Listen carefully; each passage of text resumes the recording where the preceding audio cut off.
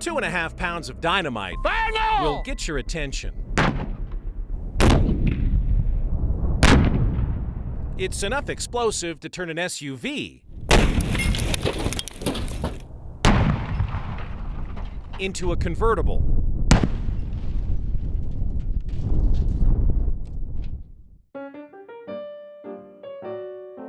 On a November morning in 1919, 4 similarly sized explosions put a charge into homecoming week at the University of Denver. According to the Denver Post, the shock waves blew out windows on campus and startled students. Some of the damage is still visible today. That's the kind of crack that is indicated that something went like this. University architect Mark Rogers points out the pins and plates needed to wrench University Hall back into alignment.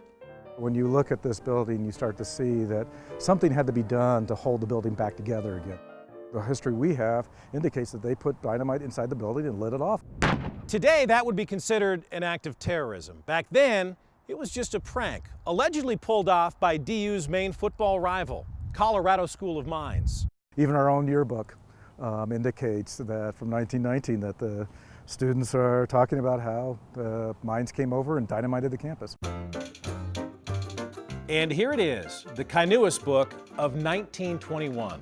After our friends from Golden lost their heads and sense of propriety and attempted to wreck our buildings by promiscuous exploding of dynamite.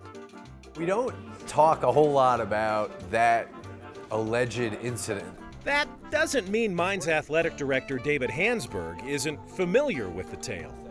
Back then it was certainly clean fun, but I do think 20 sticks of dynamite is certainly, could be construed as excessive force.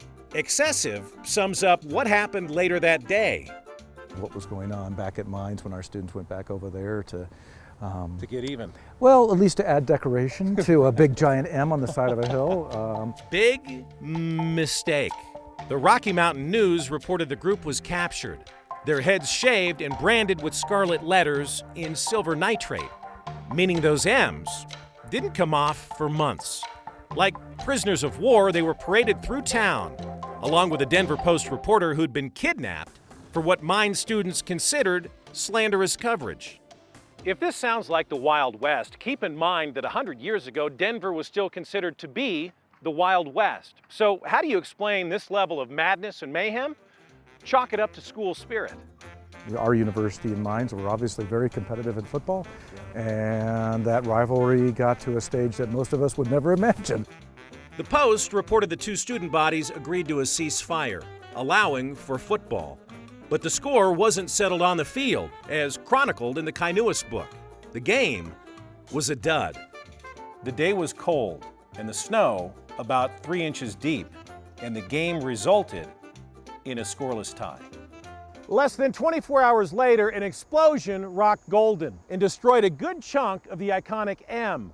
I guess you could say this feud also ended in a tie. It certainly explains why there's barbed wire on Mount Zion. I told you this story would blow your mind.